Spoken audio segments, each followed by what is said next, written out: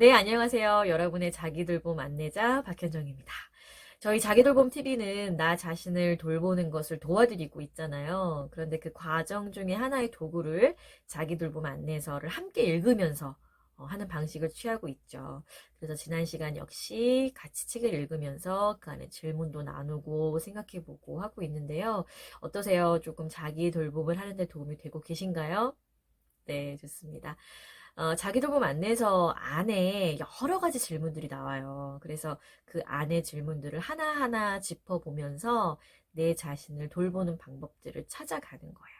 오늘은 7번째 시간이고, 그리고 또 어떤 것을 할 것이냐. 우리가 지금 계속 자신을 이해하는, 자기 자신을 알아가는 그런 과정을 하고 있잖아요.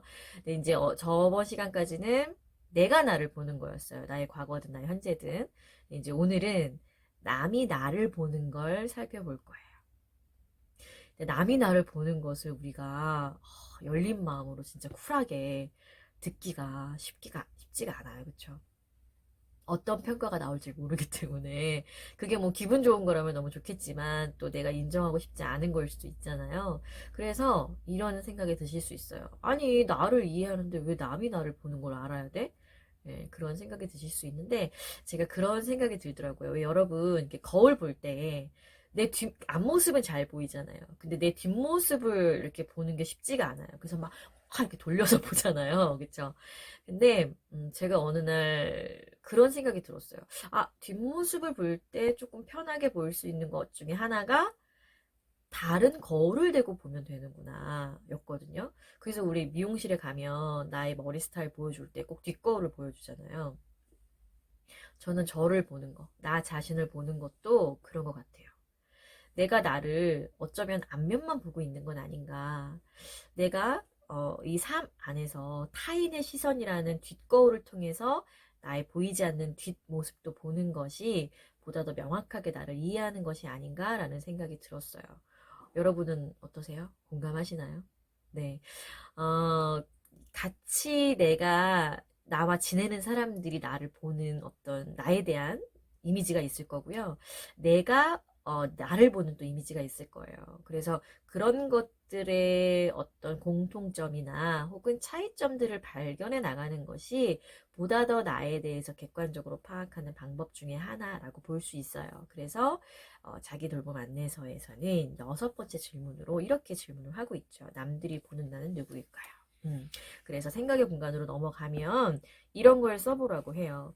다른 사람들은 나를 어떤 사람이라고 말을 하는지, 그리고 나에 대한 그들의 평가가 내가 좀 인정하고 싶을 때도 있고, 인정하기 힘들 때도 있지만, 괜찮다. 그거에 너무 감정 싸움을 하지 말고, 남들이 나에 대해서 어떻다라고 하는 것들을 그냥 그 칸 아래에 가볍게 적어놔가 보자라고 질문을 하고 있어요.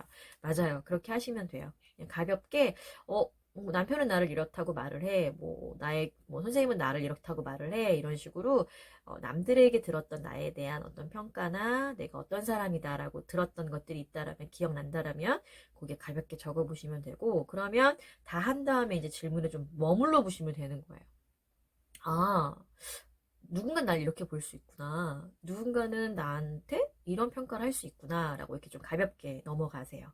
그런 다음에 이제 지혜 공간으로 넘어가면 되는데, 이 지혜 공간의 첫 페이지 첫 단락에 보면 왜 우리가 나를 보는 것을 남의 시선으로도 봐야 하는지 이야기를 하고 있어요. 같이 읽어볼게요. 우리가 경계해야 할 것 중에 하나는 한쪽으로 치우친 시각으로 무언가를 바라보는 것입니다. 이럴 경우 볼 수 있는 시야가 좁아지고 다른 방향에서는 어떻게 보이는지 아예 모르게 됩니다. 결국 대상을 명확하게 보지 못하는 것이지요. 바라보고자 하는 대상이 무엇이든 균형 잡힌 시각으로 보는 것이 중요한 이유입니다. 나를 바라보는 것도 마찬가지입니다. 살아오면서 쌓인 경험과 견해에 의해 만들어진 나만의 시각에 다른 사람이 나를 보는 시각을 더해서 보아야지 조금 더 균형 잡힌 시각으로 더 넓고 정확하게 나를 볼 수 있습니다. 라고 말을 하고 있어요. 이렇게 나라는 존재를 남의 시선으로 봐야 되는 이유를 들었는데, 우리가 이때 한 가지 주의할 게 있어요. 나에 대한 평가를 누군가에게 들어야 된다는 말이죠. 근데 이런 경우는 조금 제안하셨으면 좋겠어요. 어떤 사람이냐? 나를 너무 사랑하는 사람.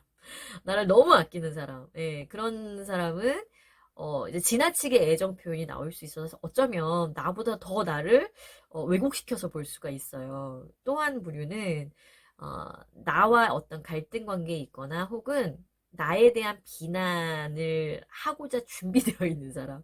그런 사람 은근히 주변에 있습니다. 그래서 내가 나를 알기 위해서 내 주변에 좀 쿨하게 이야기를 들어봐야지 하고 섣불리 그런 유형의 사람들에게 이야기를 듣게 되면 상처를 받거나 혹은 좀 왜곡된 나를 보게 돼요.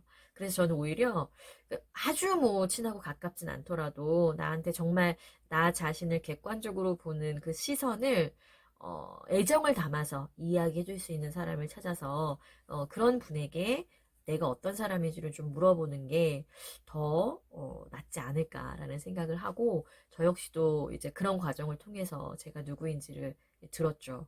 근데 확실히 그런 제가 좀 피하세요라고 했던 유형의 사람들보다는 이렇게 나를 좀 지지하지만 그렇다고 해서 온전히 막 내 편을 들어주는 그런 사람이 아닌 좀 객관적인 시선을 유지할 수 있는 사람에게 들어보는 것이 훨씬 더 아주 유용하고 효과적이었던 것 같아요. 그래서 그 점을 조금 주의를 하시면 될 것 같고요. 이렇게 이제 지혜의 공간을 넘어가서 이 치유와 성장의 공간으로 넘어가면 이제 질문을 물어보거든요. 질문을 하는데 거기 조금 물어보기가 좀 난감한 것들이 있을 수 있어요. 왜냐하면 약간 쑥스러워서 예, 우리가 남들에게 잘 묻지 않는 거기 때문에. 근데 이러한 질문을 통해서 피드백이 어떻게 들어오는지를 아는 게 되게 중요하거든요. 첫 번째 1번 질문 안에 소 질문들이 있는데 뭐냐면 3명의 사람들한테 질문을 하고 받는 거예요, 답을. 그래서 그 안에 들어가는 소제목의 질문이 나는 무엇에 열정이 있는 사람인 것 같은지, 나는 어떤 성격의 사람 같은지, 내가 가장 부러울 때, 즉, 질문을 받는 사람이 나를 봤을 때 내가 가장 부러워 보일 때가 언젠지, 그리고 나는 어떨 때 화를 내거나 기분 나빠하는 것 같은지, 그리고 어떨 때 행복해하거나 즐거워하는 것 같은지 5가지 질문을 3명의 사람에게 질문을 해보라라는 그 부분이 나와요. 근데 질문을 하는 게 쉽지도 않고, 그쵸? 이런 질문을 누군가에게 한다는 게. 근데 이런 측면에서 내가 타인에게 어떻게 보여지는지를 알면 보다 더 나를 조금 더 깊이 있게 이해할 수 있는 데 도움이 돼요. 예, 그거는 정말 분명한 사실인 것 같아요. 그래서 우선 처음에는 나랑 좀 가까운 사람들에게 먼저 질문을 해보시고 조금 이제 덜 창피해요. 그러면은 이제 조금 더 확장시켜서 사람들에게 질문을 좀 해보고 그런 데이터들을 좀 취합을 해서 남들에게 내가 어떻게 보이는지를 좀 바라보는 것도 괜찮을 것 같아요. 그래서 이렇게 질문을 받은 후에 그 2번 질문에서 뭐라고 하고 있냐면 1번에서의 답을 살펴보면서 내가 알고 있던 나의 모습과 내가 알고 있지 못했던 나의 모습을 좀 구분해서 정리해 보라고 해요. 너무 신기한 게요. 누군가에게 타인에게 나의 평가를 들었을 때 그렇지 나는 그런 사람이지라고 내가 알고 있는 부분이 있고 그렇지 않은 부분이 있어요. 기분이 나쁠 수 있는 부분은 여기에서 나올 확률이 높죠.